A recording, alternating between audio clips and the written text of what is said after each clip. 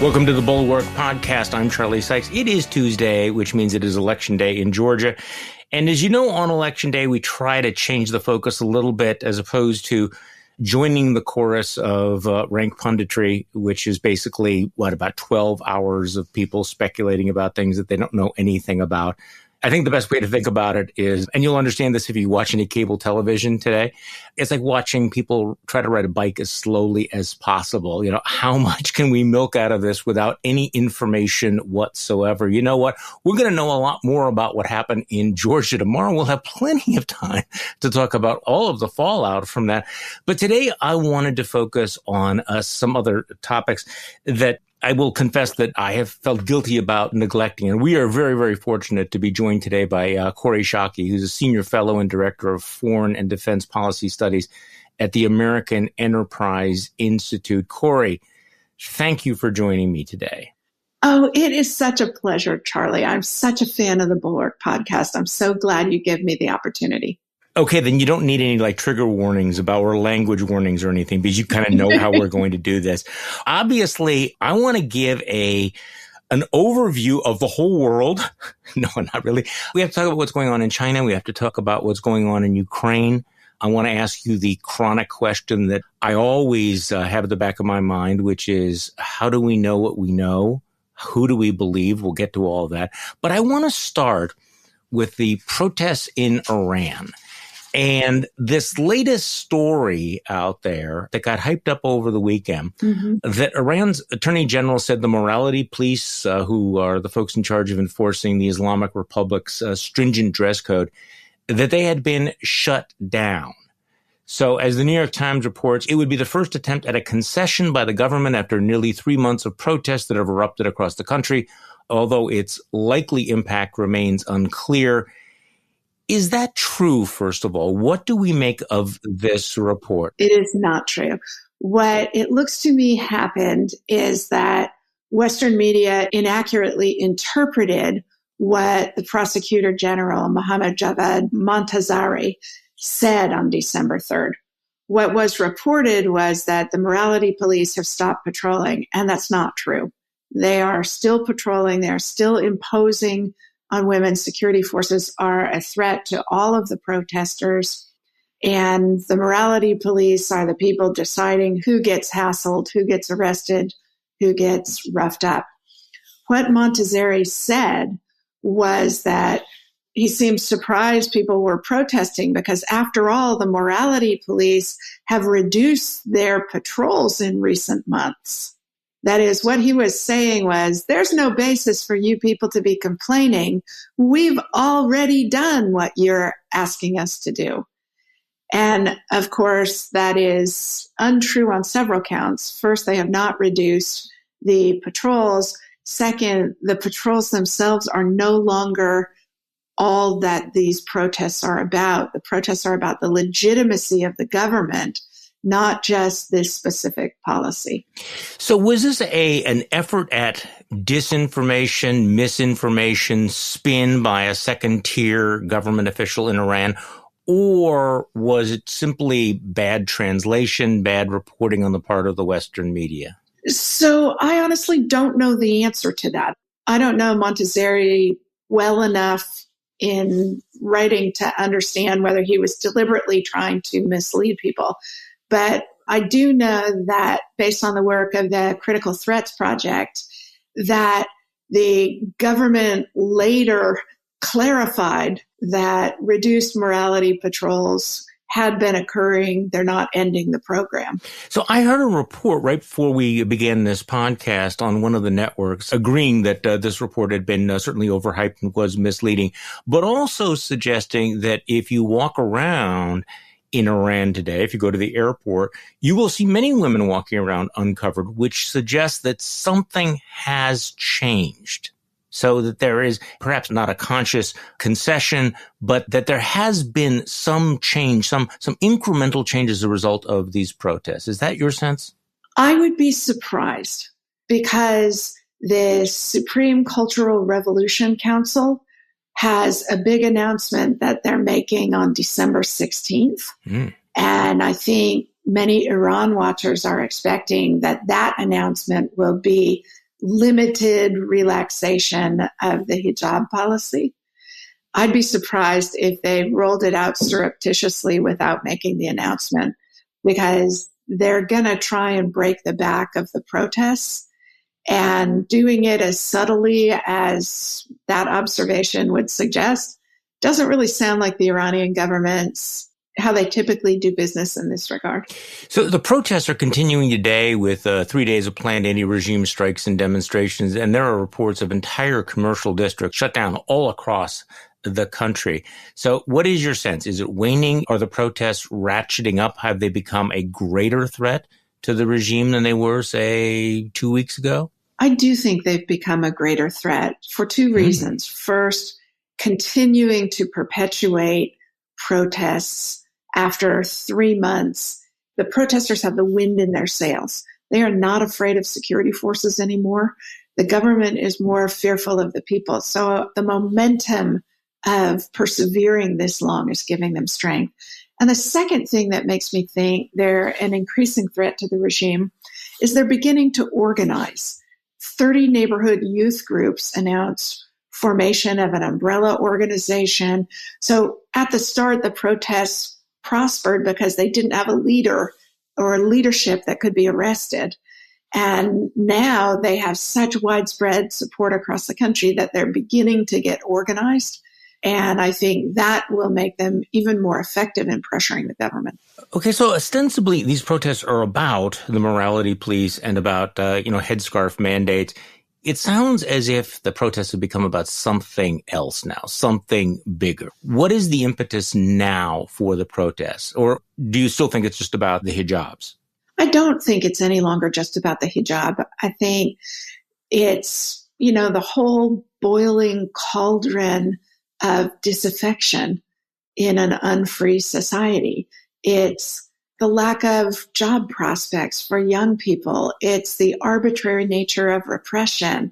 It's the unwillingness going into a second or a third generation to perpetuate the revolutionary fervor that the supreme leader and others are demanding of the society. It's the desire for greater connection to the rest of the world. It's dissatisfaction with Iranian money being spent supporting Hezbollah and other terrorist organizations instead of social programs in Iran itself. It's all of that tangle of disaffection that authoritarian societies typically don't know how to deal with, and the Iranians certainly don't know how to deal with. So how has the Biden administration been handling this, and what should they be doing going forward? So the Biden administration has been, as they say in the movie Bull Durham, mastering their cliches. They are saying they support the protesters. The Iranian government should allow people to have representation and to be able to control their government. What Iranian supporters, people connected to the Iranian government and wanting to keep it in power, are saying is, well, of course people are free to protest here in this great society, but these have turned into riots. This is now a public safety issue and the government has responsibilities, which is, of course, nonsense. What the Biden administration has done well is to stay far enough away that the protests cannot be claimed to be an American undertaking. And I think that's especially important in Iran.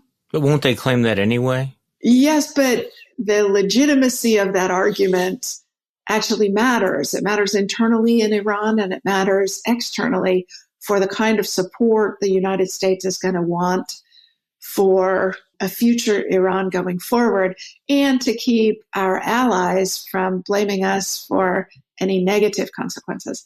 Another interesting thing I think the Biden administration has done is acknowledge that there is no possibility of a resuscitation of the Iranian nuclear agreement while the Iranian government is cracking down against peaceful protests.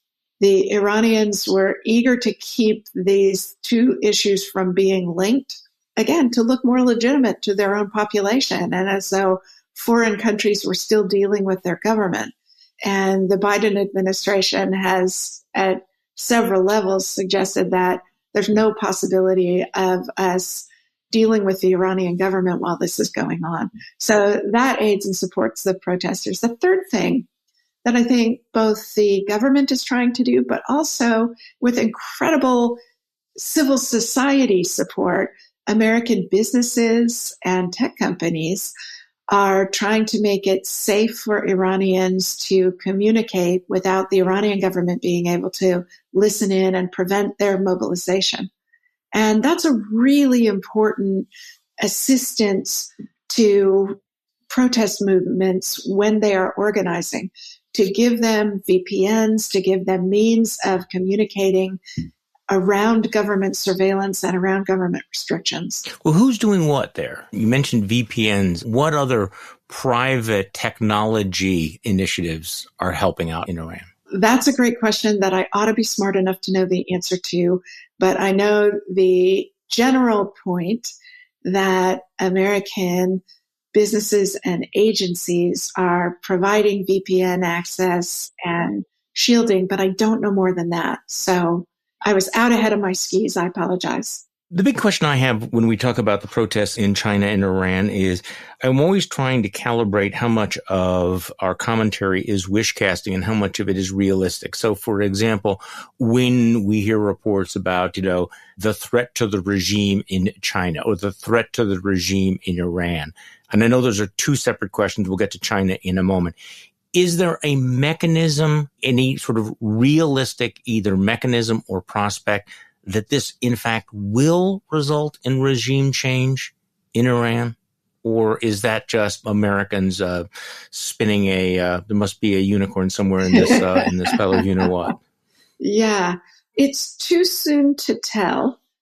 I have been pessimistic that the protests would succeed in forcing the regime out of power, and I remain pretty pessimistic. While I wish it were true that they could overthrow this evil government, the regime seems to me pretty secure in power and to have the full support of the security services. And what would need to happen for the regime to fall is, I think, two things. One of which is possible, which is losing religious legitimacy. That is, that the clerics denounce the government, which would be very difficult for the government to recover from.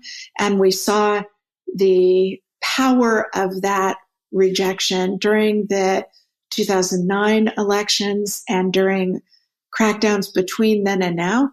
The clerics themselves are becoming uncomfortable being associated with the regime. And that's a real problem for Supreme Leader Khamenei, particularly as you move towards succession planning. He's old, he's ill. The regime doesn't have the legitimacy it once did. That, I think, is possible. What I don't think is possible is the security services turning on the government.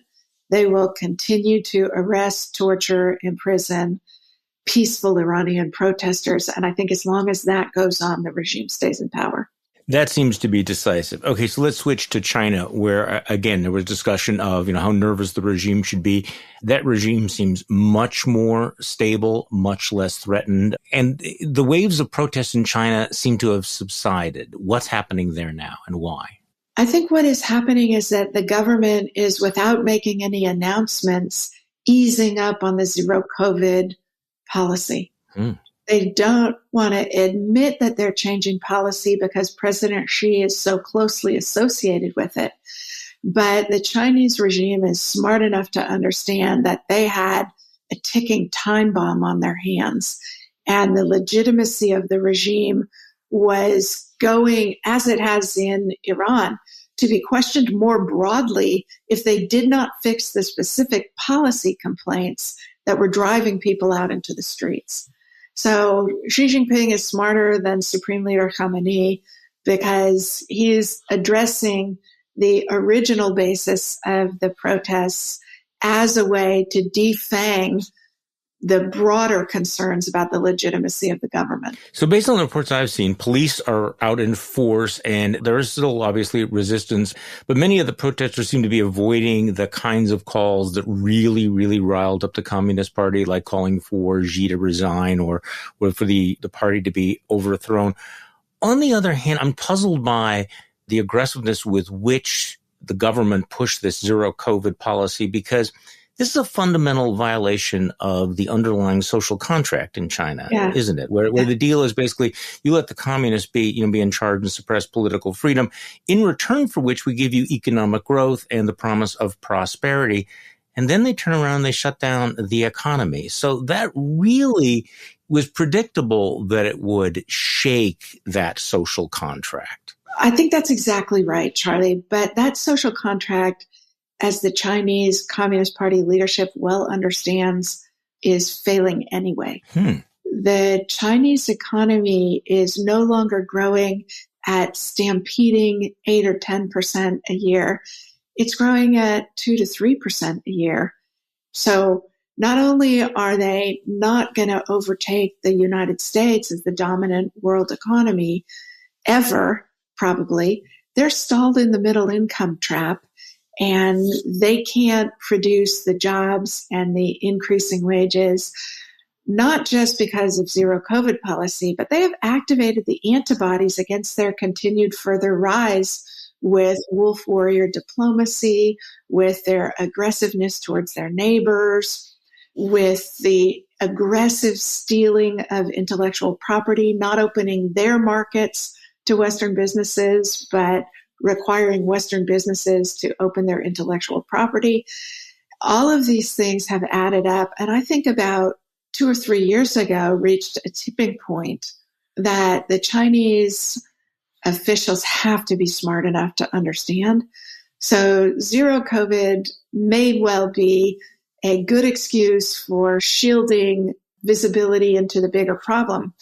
But the other thing is, they thought their vaccines were going to work, and they don't.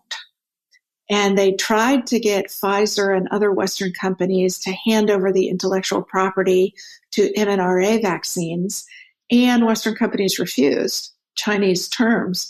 And so partly this is, Xi saying we're better than the West because we're going to have zero COVID, and then their vaccines don't deliver. And then they've got to take more draconian measures, and they still can't figure out, millions of Chinese are going to die with the opening up of these cities because elderly people aren't vaccinated. The vaccines don't work even for those who are. They don't want to admit the failure of Chinese technological prowess and buy Western vaccines or ask for donations of Western vaccines. So they have their foot caught in a wolf trap, and they don't appear to know how to get out of the dilemma you rightly pose. Well, this is extraordinary. I want to underline the point you made. There's a dramatic difference between an economy the size of China's that is growing at 8 to 9% a year and growing at 2%. Particularly when you think of the hundreds of millions of people who are still stuck in poverty in China, members of the middle class whose prospects are dimmed. So I guess the question is, does this raise or lower the likelihood that they will engage in adventurism, by which I mean Taiwan? I guess the question is, do they need a distraction? Do they need a foreign war? Do they need an enemy?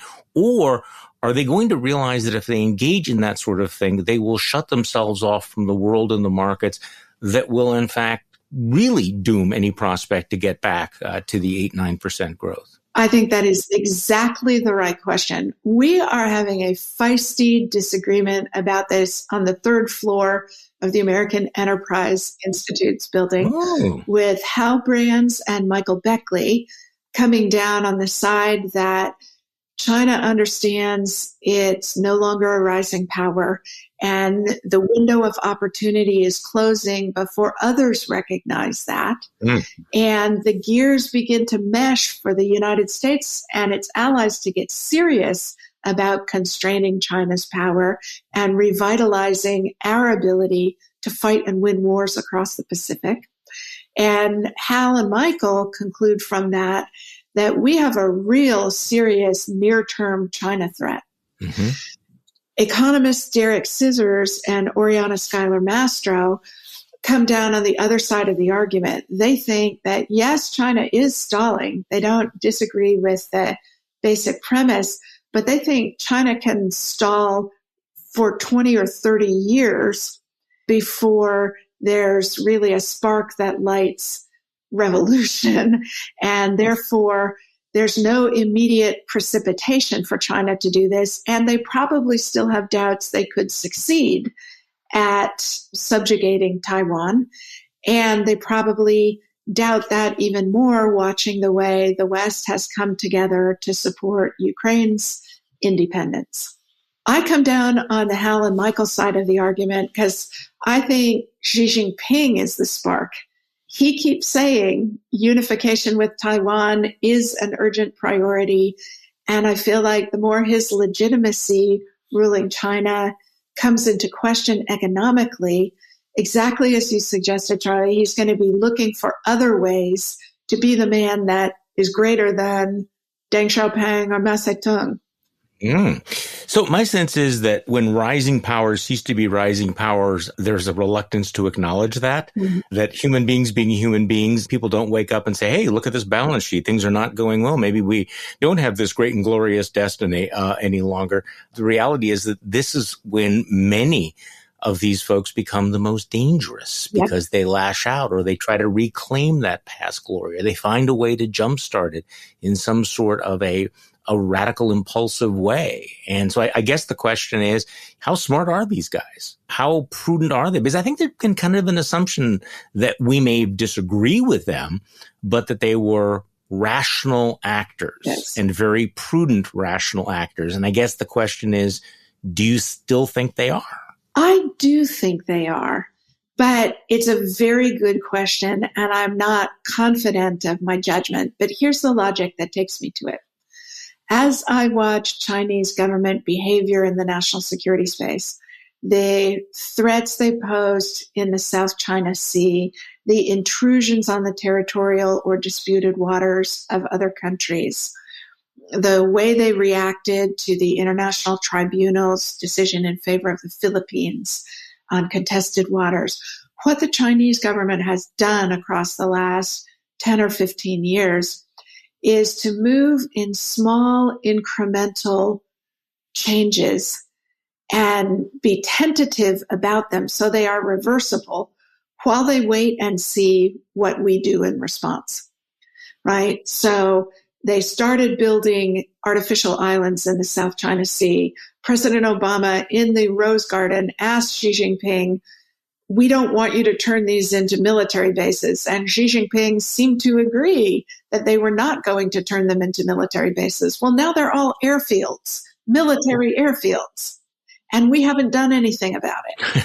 And so I think so far the Chinese government, while being strategically aggressive, has taken small policy changes, waited to see our reaction. And when we underreacted to the change, they proceeded with it. And I haven't seen anything that persuades me that they are now moving in a much more tactically aggressive direction. And I guess the last thing I would say about this is that my colleagues Dan Blumenthal and Fred Kagan at AEI are doing a fantastic project that looks at the actual degree of difficulty of China subjugating Taiwan militarily, economically, diplomatically, politically. They're trying to discern a campaign plan that might be successful in order that we can take policy actions to further make it unlikely. And the two of them have convinced me, and I think several others, that many of us who worry about the independence of Taiwan and the threat that China poses to it, we underestimate the military difficulty of actually getting across 100 miles of choppy water and making an amphibious landing on the magnitude of the Normandy invasion. So the Chinese military talks tough, but this is actually going to be really hard. And the worst outcome for Xi Jinping would be to attempt it and to fail. Well, speaking of attempting and failing, this is a perfect segue because, of course, they're also watching what happened with Vladimir Putin and Ukraine, where I think the world thought, I certainly thought, that Yes. Russia would, and it would be tragic, of course, but that they would have quickly swallowed up Ukraine because Russia had this massive military. It was very impressive. Yep. Ted Cruz used to post videos showing how manly they were in comparison to everybody else. And Ukraine is tiny. We didn't know much about its military forces. Xi has been closely aligned with Putin. First of all, before we get into what's going on in Ukraine, what is the nature of that relationship? How are they getting along? How supportive is China of what Vladimir Putin is doing right now? How much confidence do they have in the Russian regime? Yeah, it's a great question. I think the way to understand the lack of Chinese confidence is on what they are not doing. Russia has asked them for weapons they're not giving. Chinese state-owned banks are not attempting to circumvent the sanctions and provide liquidity to Russia. That's huge. If I were Xi Jinping, I would be disappointed that I had hitched my wagon, a friendship without limits, to Vladimir Putin just before Vladimir Putin showed how bad a deal that is for China, because they get all the political condemnation, and what they don't get is an authoritarian partner that can help challenge the Western-led order that Xi Jinping and Vladimir Putin do agree needs to come to an end. So China's actually, especially in their current economic straits, they cannot afford to run afoul of Western sanctions. They could and should be better than they are, the sanctions.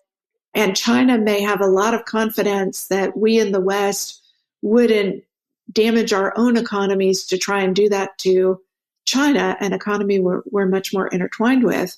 But he's got to be wondering about it. And I think that the evidence that he is wondering about it is all of the things Russia's asking for that China's not willing to run the risk to give them. Well, how surprised do you think they were? How surprised should we have been by the show of unity that we had in the West after the invasion? Isn't it beautiful? I think this was something that was not on most people's dance card, watching the revitalization of NATO and watching the West come together so strongly. It's beautiful. And also, I think we should give a lot of credit to the Biden administration, because after the debacle of our abandonment of Afghanistan, and the fact that we did not consult or have any concerns about the risks this was opening up for allies who were deployed alongside us in Afghanistan, the Biden administration really stepped up to lead the international effort, continues to lead the international effort in support of Ukraine.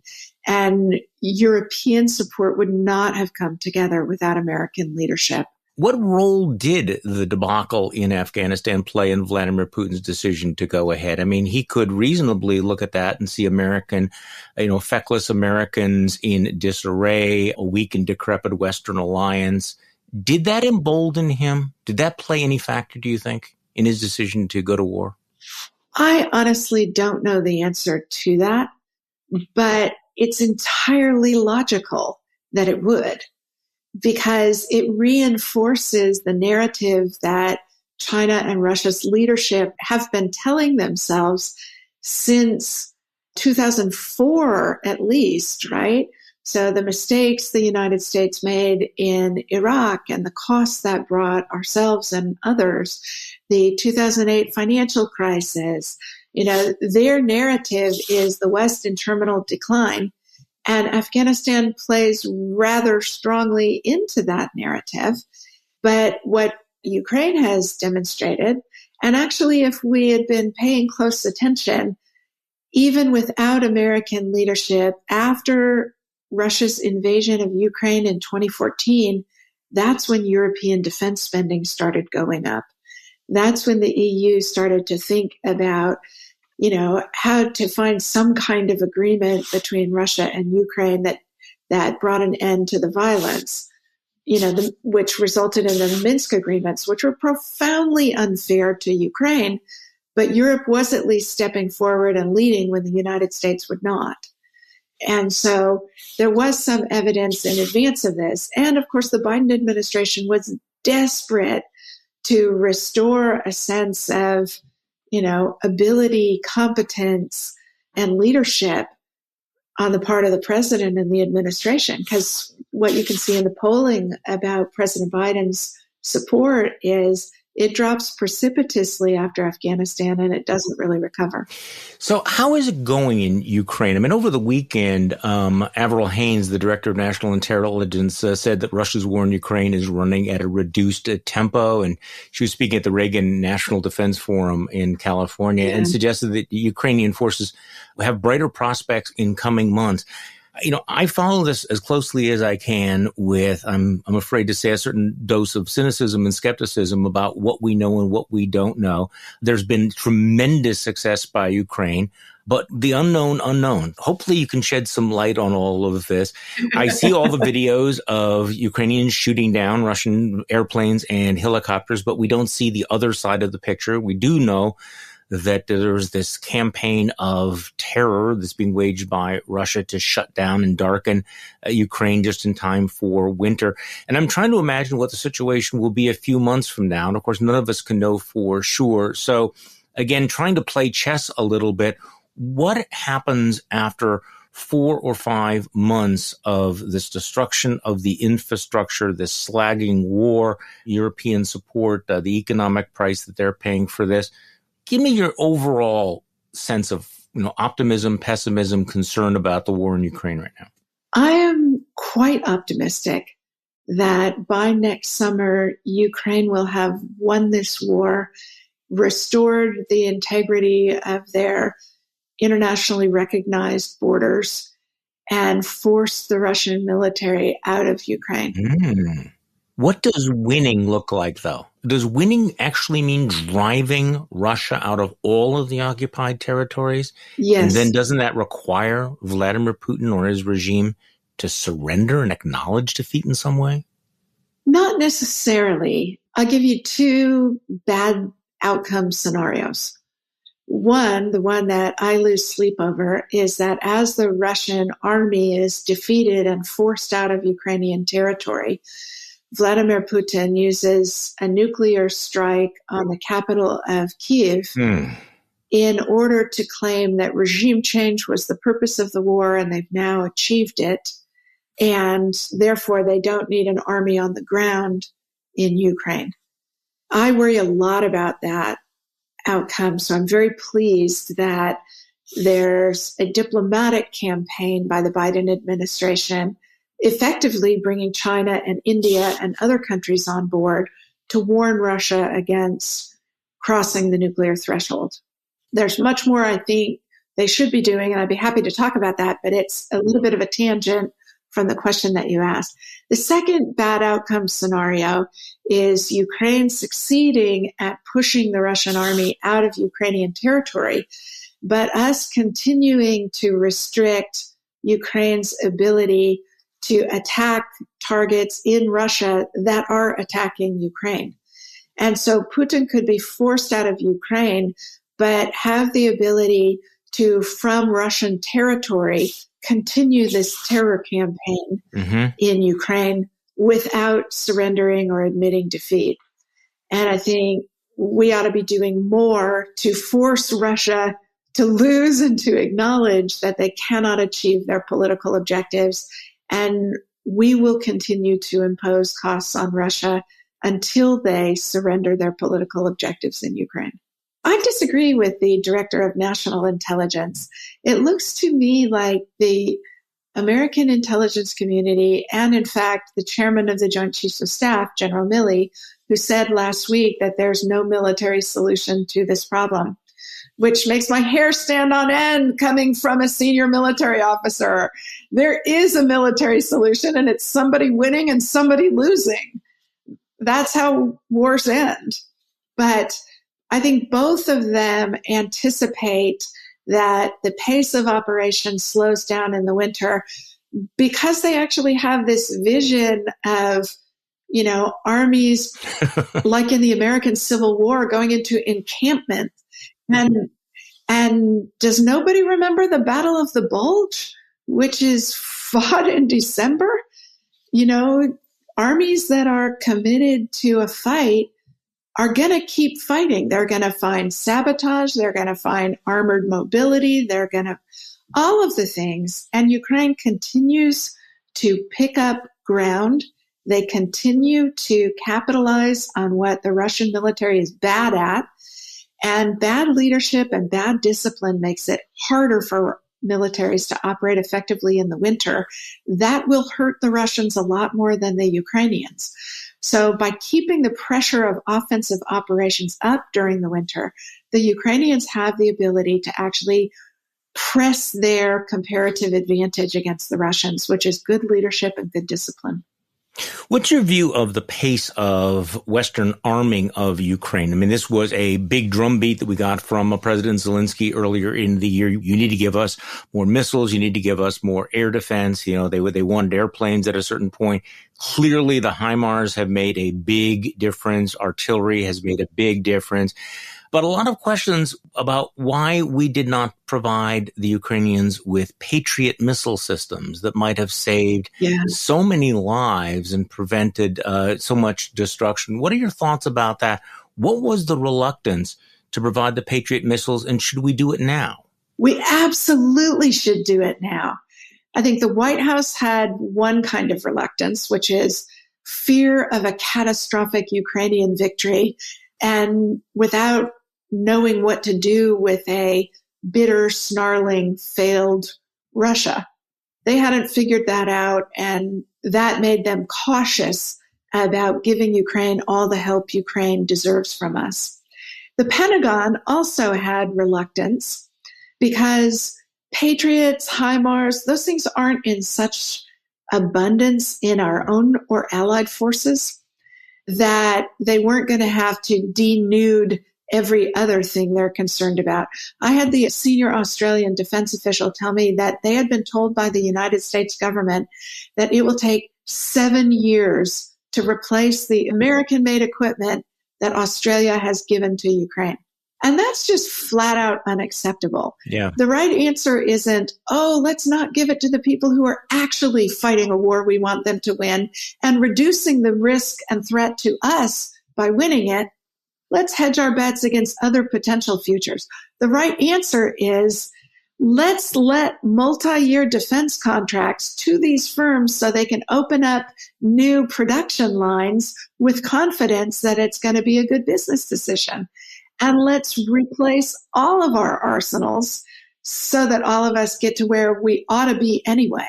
So let's talk about what's happening right now, today. Russia's launching another barrage of missiles across Ukraine, knocking out power in several regions. And this occurs after kind of mysterious explosions at 2 military bases deep inside Russia, including one that Ukraine said is a staging ground for aircraft attacking Ukraine.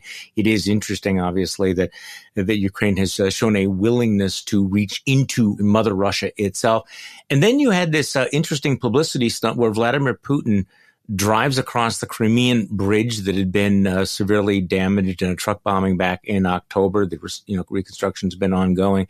So what is the symbolism of that? I mean, Vladimir Putin trying to say, look, I said I would return. We are not daunted. We are in this. I mean, yes. That's certainly... I'm Douglas MacArthur waiting ashore. Well, that was the analogy that I was thinking. Was this his Douglas MacArthur moment, driving across the bridge in a Mercedes-Benz? I am so deeply disappointed. This is the first intelligence failure of the Ukraine war. Why didn't we know Putin was going to be on that bridge? And why didn't the Ukrainians have the ability to attack it while he was?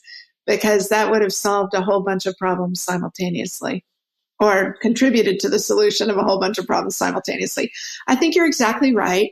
Putin hasn't gone to the front. He hasn't gone to see those Russian soldiers dying in such large numbers for his recklessness. And I think this was intended to be a substitute. He doesn't want to go see actual soldiers because he doesn't want to hear soldiers complain about bad equipment, bad leadership. What the hell are we doing here anyway? One of the things I learned working for Colin Powell when he was chairman of the Joint Chiefs of Staff, he used to tell me, if soldiers aren't complaining to you, it doesn't mean they don't have complaints. It just means they don't trust you. And given what Russian soldiers are enduring as they lose the war, he would hear an earful from some of them, and he doesn't want to hear it, which is part of why he's losing the war. So I think you're exactly right. It was a big publicity stunt to say, we're going to sustain this. And it's delicious that his message was undercut by a successful sabotage or attack of the Russian base at which the airplanes that have been launching these cruise missile strikes on Ukraine are stationed. I was slightly disappointed that if he was going to cross the bridge back into Crimea, I figured he'd want to be bare-chested on horseback. I mean, that would be a statement. So I saw that you retweeted Michael Weiss. Michael Weiss has been on this podcast, who seemed to support the idea that a cornered Putin could be less dangerous, not more. And I think we've talked about this a little bit, but I guess that's my concern is that how does he react if in fact he is weakened? And there are people in the government who are suggesting that Putin is listening to some of these warnings, that if he used nukes in any way, that this would create a world of shit for him. And I also saw that you retweeted the French president had an interview with a French journalist and said that he would not tell Ukraine to give up Crimea, at least for now. And he compared Crimea to Alsace-Lorraine. Isn't that interesting? Well, okay, tell me what the significance of that, because I actually thought that was interesting as a way of understanding how the French president is thinking about this, that he is comparing Crimea to Alsace-Lorraine. Yes. What I took the comparison to mean was that Alsace-Lorraine was French territory, and France considered it so even when Germany captured it. And I took that to mean Crimea is Ukrainian territory, even though it is in Russian possession at the moment. And all of us shouldn't pressure Ukraine to give up a part of its country in order to appease aggression. And I think that's a fabulous message for the president of France to send, especially since he has been, back and forth on what the end state of the war should be and seemingly pressing for negotiations disadvantageous to Ukraine. So I thought that was a very positive sign. And I also think it's probably instructive. It came after his trip to the U.S. and his meetings with the president. I actually think President Biden's in a really good place on this and ought to be kicking the chairman of the Joint Chiefs of Staff for undercutting American policy that Ukraine gets to determine when it's time to negotiate, and the return of all of Ukrainian territory is the purpose. Well, it's interesting. I mean, you and I are both old enough to remember when the U.S. relationship with France was very fraught during the Iraq War. And now, I mean, looking at the body language and listening to the statements, the alliance with France in regards to Vladimir Putin seems to be as strong as possible, in contrast to the lack of leadership from Germany. As Macron emerged as the leader of the Western alliance, at least in American eyes, and what do you make of Germany's sort of pearl-clutching hand-wringing? So I think President Macron is doing what American presidents do when they lose control of Congress, which even though the French parliament is not as powerful as Congress or as independent, his party has lost control of his parliament. And therefore, he is trying to pivot into being a statesman and work on foreign policy where he, in order to increase his domestic political capital. So very much in Macron's interest to be cozy with the United States. And I guess the second reason is, exactly as you pointed out, that Germany is flailing and Brexit has taken Britain off the chess table.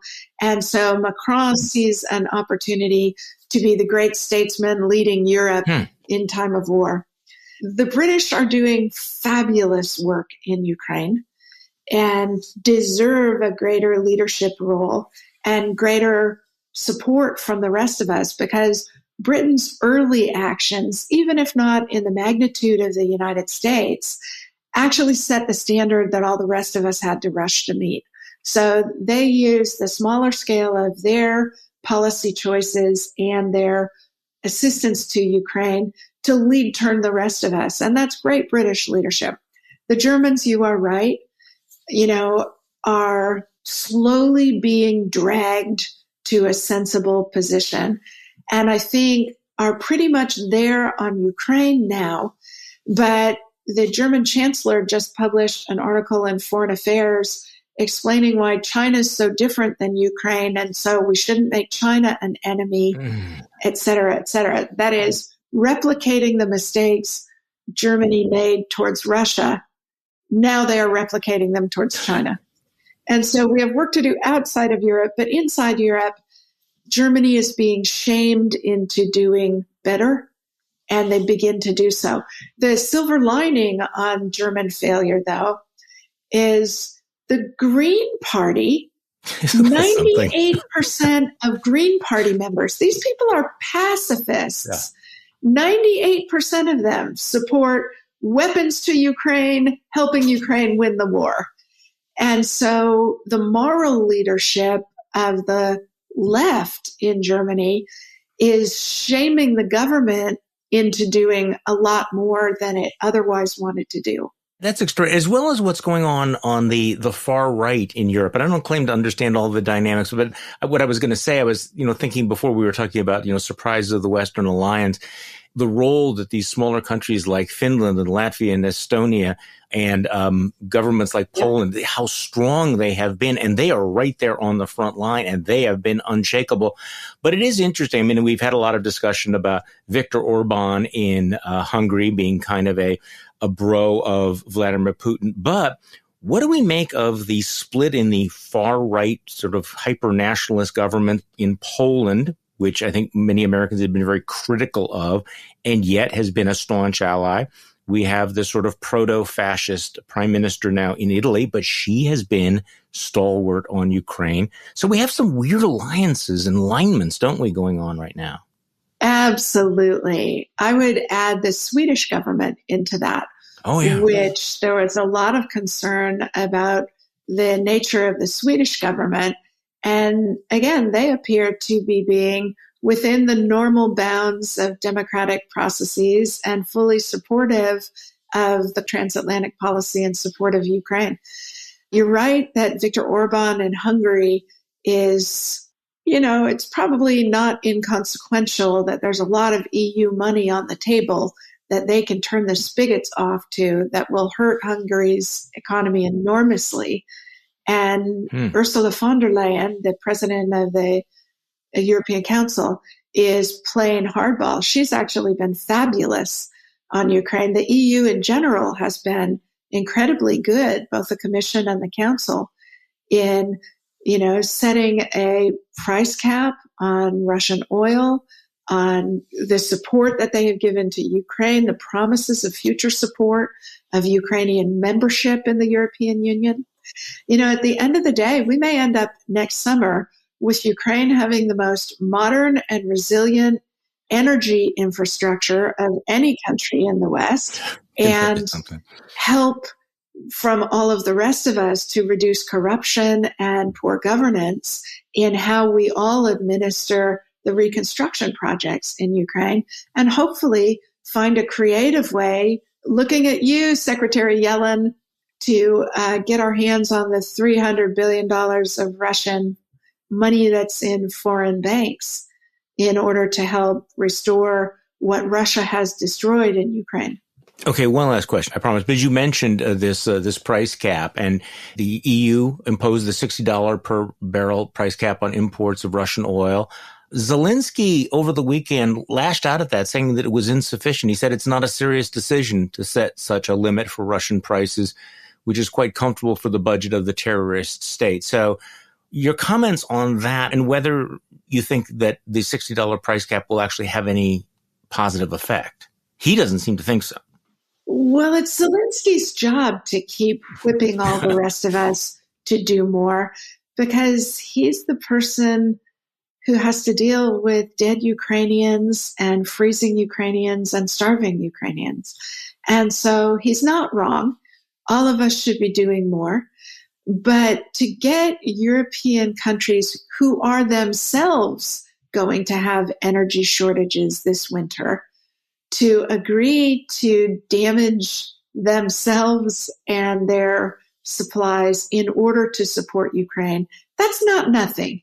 And, the political science literature is actually pretty good on this subject, which is that free societies are very slow to make international commitments because you have to win the domestic political argument in order to make them. But free societies are much more enduring in the carrying out of those agreements because they have won the domestic political argument at home. And what I think the $60 price cap shows is that Europe is willing to make sacrifices on their own part in order to help Ukraine, and they're going to hang in there and keep supporting Ukraine through the winter. And that really matters. I think we ought to end on this note of optimism, which is rare, but blessedly welcome in 2022. Kori Schake is Senior Fellow and Director of Foreign Policy and Defense Policy Studies at the American Enterprise Institute.